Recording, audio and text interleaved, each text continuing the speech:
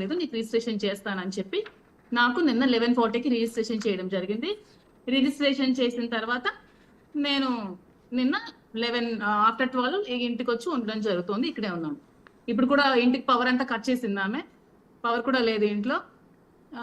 గోడలు అవి పగలు కొడుతున్నారు, తలుపులు అవి. ఇంకా నాకు స్టిల్ ఆమె నుంచి థ్రెట్ ఉంది. పోలీసులు ఇంకా నాకు రక్షణ కల్పించాలని కోరుకుంటున్నాను. అంటే ఇప్పుడు వాణి గారు కోర్టును ఆశ్రయించారు, కరెక్ట్గా తీర్పు వచ్చే రోజే మీకు రిజిస్ట్రేషన్ పూర్తయింది. వాణి గారు కోర్టును ఆశ్రయించారు, అవేవి నాకు తెలియదండి. నాకు సంబంధించిన విషయాలు ఎలా అవుతాయి? కోర్టుకు ఆశ్రయించారో అంటే ఈ ఇంటికి సంబంధించే తనకి ఇంట్లోకి వెళ్లే హక్కు ఉంది.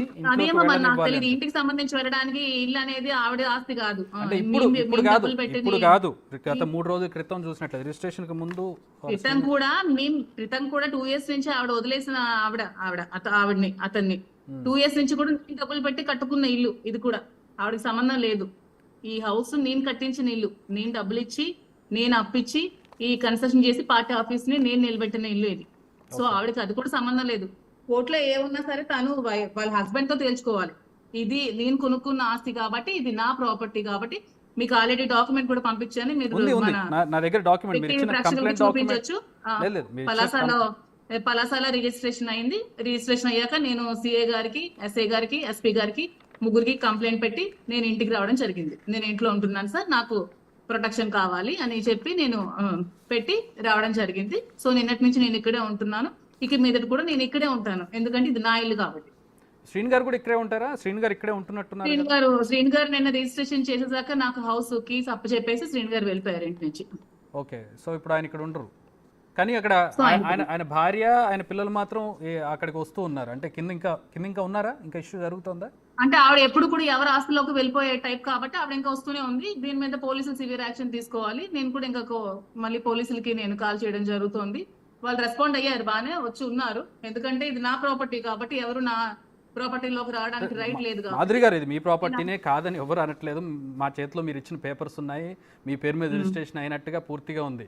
మీది మీ ప్రాపర్టీనే, మీరే ఉంటున్నారు, కరెక్ట్. లీగల్గా అది కరెక్ట్ కాదని ఎవరు అనడానికి లేదు. కానీ ఇక్కడ ఎథికల్ గా వాళ్ళు మాట్లాడుతూ ఉన్నారు. ఇందులో మేము భార్య, మా ఆయన ఎథికల్ గా భార్య మాట్లాడుకుంటే ఆల్రెడీ శ్రీని గారికి ఒక ఇల్లు ఉంది, అక్కడికి వెళ్ళి ఎథికల్ గా ఎథిక్స్ మాట్లాడుకోమని చెప్పండి. ఎథికల్ గా మాట్లాడుకోమని నేనేం చెప్పట్లేదు. ఆల్రెడీ ఒక 6 crores పెట్టి అతను ఒక ఇల్లు కట్టారు, ఆల్రెడీ ఇల్లు ఉంది, ఆ ఇంట్లోనే ఆమె నివసిస్తోంది. ఆ ఇంటికి వెళ్ళి మాట్లాడుకోమనండి. ఇక్కడ కనిపించేది వచ్చి మీడియా ముందు ఏదో మాట్లాడుతుంటే అవన్నీ నిజాలు అయిపోవండి. ఎథిక్స్ పరంగా మాట్లాడుకోవాలంటే ఇల్లు, ఆమెకి ఒక ఇల్లు ఉంది, అతను కట్టిన ఇల్లు. అక్కడికి వెళ్ళి ఆమె ఎథికల్ గా మాట్లాడుకుని లీగల్ గా ఏమైనా ఉంటే తేల్చుకోమని చెప్పండి. ఎవరో పెట్టిన ఇల్లు, ఎవరో మేము కట్టుకున్న ఇల్లు మీదకి వచ్చి దోపిడీ చేసేసి, దౌర్జన్యం చేసేసి వచ్చేస్తారంటే ఎవరికి అవ్వదు కదా. ఇన్ని రోజులు ఎందుకు పట్టింది? ఇన్ని రోజులు ఆవిడ కోర్టును ఆశ్రయించాకే ఎందుకు రిజిస్ట్రేషన్ అయింది? ఇంతకు ముందే ఎందుకు చేసుకోవాలి? నాకు కూడా నేను ముందు నుంచి మీకు ఒకటే చెప్తున్నానండి, నేను ఎప్పుడు ఆశించి నేను ఇవ్వలేదు. శ్రీని గారికి పార్టీ ఆఫీస్ పెట్టుకుంటాను, శ్రీని గారు ఉంటాను, పార్టీ కార్యక్రమాలు జరుపుకుంటామని చెప్పారు కాబట్టి నేను డబ్బులు ఇవ్వడం జరిగింది. ఇది కూడా వచ్చి ఆమె ఇంకా ఆక్యుపై చేసుకుంటాను, ఇది కూడా నేను దూరిపోతాను, ఆ ఇల్లు ఎలా ఆక్యుపై చేసుకుని ఆ ఇంటి నుంచి శ్రీని గారిని ఎలా గెంటేస్తానో ఇది కూడా గెంటేస్తానంటే ఇంకెవరు చూస్తూ ఊరుకోరు కదా.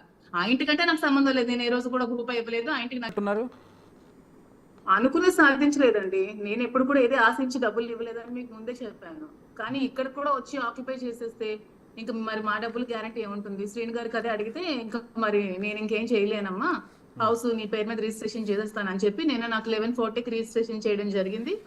రిజిస్ట్రేషన్ అయ్యాక విత్ నా రిజిస్టర్డ్ డాక్యుమెంట్, నా ఓన్ ప్రాపర్టీ కాబట్టి నేను ఇక్కడికి వచ్చి నిన్నటి నుంచి ఉండటం జరుగుతుంది. సో ఎవరింట్లో ఎవరు ఉండాల్సిన అవసరం లేదు. ఇప్పుడు నా ఇంట్లో నేనే ఉంటున్నాను, ఇది నా ఓన్ ప్రాపర్టీ.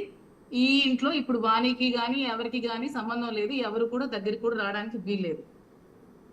సో అంటే ఇక్కడ చెప్పడం ఏంటంటే ఒక వ్యూహం ప్రకారం జరిగింది అనేది వాళ్ళు చేస్తారు. అంతా వ్యూహం ప్రకారం జరిగింది, అవేమి లేవండి. వ్యూహం ప్రకారం జరిగితే ఎప్పుడో రిజిస్ట్రేషన్ నేను చేసుకోలేదు. ఎందుకంటే నేనే డబ్బులు పెట్టి కట్టుకొని నేను రిజిస్ట్రేషన్ చేసుకోకుండా ఊరుకున్నానంటే ఏది ఆశించుకున్నా సరేలే, వైఎస్ఆర్సీపీ పార్టీ ఆఫీసే కదా, మన ఆఫీస్ అనుకోని నేను ఊరుకున్నాను.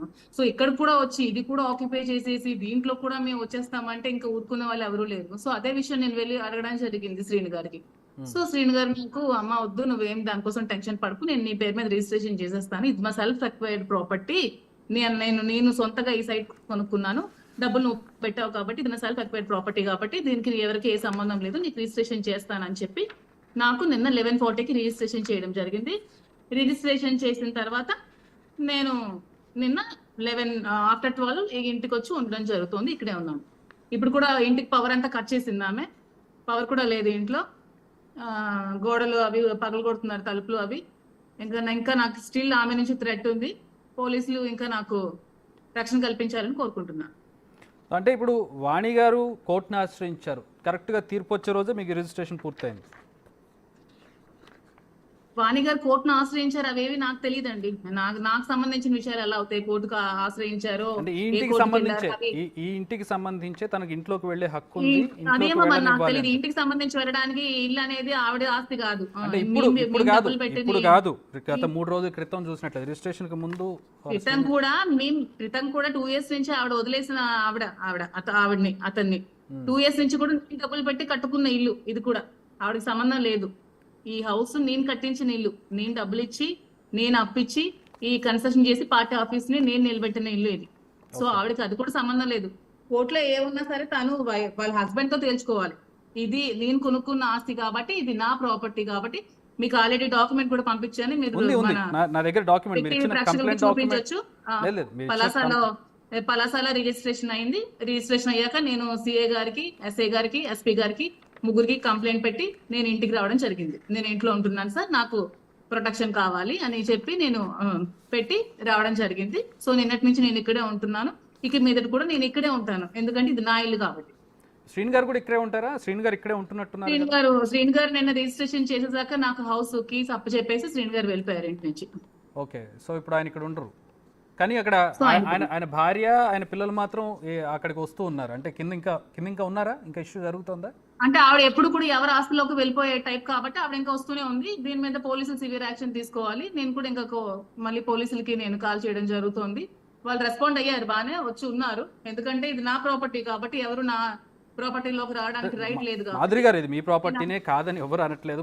మా చేతిలో మీరు ఇచ్చిన పేపర్స్ ఉన్నాయి, మీ పేరు మీద రిజిస్ట్రేషన్ అయినట్టుగా పూర్తిగా ఉంది. మీ ప్రాపర్టీనే, మీరే ఉంటున్నారు, కరెక్ట్. లీగల్గా అది కరెక్ట్ కాదని ఎవరు అనడానికి లేదు. కానీ ఇక్కడ ఎథికల్ గా వాళ్ళు మాట్లాడుతూ ఉన్నారు. ఇందులో మేము భార్య, మా ఆయన ఎథికల్ గా భార్య మాట్లాడుకుంటే ఆల్రెడీ శ్రీని గారికి ఒక ఇల్లు ఉంది, అక్కడికి వెళ్ళి ఎథికల్ గా ఎథిక్స్ మాట్లాడుకోమని చెప్పండి. ఎథికల్ గా మాట్లాడుకోమని నేనేం చెప్పట్లేదు. ఆల్రెడీ ఒక 6 crores పెట్టి అతను ఒక ఇల్లు కట్టారు. ఆల్రెడీ ఇల్లు ఉంది, ఆ ఇంట్లోనే ఆమె నివసిస్తోంది. ఆ ఇంటికి వెళ్ళి మాట్లాడుకోమనండి. ఇక్కడ కనిపించేది వచ్చి మీడియా ముందు ఏదో మాట్లాడుతుంటే అవన్నీ నిజాలు అయిపోవండి. ఎథిక్స్ పరంగా మాట్లాడుకోవాలంటే ఇల్లు, ఆమెకి ఒక ఇల్లు ఉంది, అతను కట్టిన ఇల్లు. అక్కడికి వెళ్ళి ఆమె ఎథికల్ గా మాట్లాడుకుని లీగల్ గా ఏమైనా ఉంటే తేల్చుకోమని చెప్పండి. ఎవరో పెట్టిన ఇల్లు, ఎవరో మేము కట్టుకున్న ఇల్లు మీదకి వచ్చి దోపిడీ చేసేసి, దౌర్జన్యం చేసేసి వచ్చేస్తారంటే ఎవరికి అవ్వదు కదా. ఇన్ని రోజులు ఎందుకు పట్టింది? ఇన్ని రోజులు ఆవిడ కోర్టును ఆశ్రయించాకే ఎందుకు రిజిస్ట్రేషన్ అయింది? ఇంతకు ముందే ఎందుకు చేసుకోవాలి? నాకు కూడా నేను ముందు నుంచి మీకు ఒకటే చెప్తున్నానండి, నేను ఎప్పుడు ఆశించి నేను ఇవ్వలేదు శ్రీని గారికి. పార్టీ ఆఫీస్ పెట్టుకుంటాను, శ్రీని గారు ఉంటాను, పార్టీ కార్యక్రమాలు జరుపుకుంటామని చెప్పారు కాబట్టి నేను డబ్బులు ఇవ్వడం జరిగింది. ఇది కూడా వచ్చి ఆమె ఇంకా ఆక్యుపై చేసుకుంటాను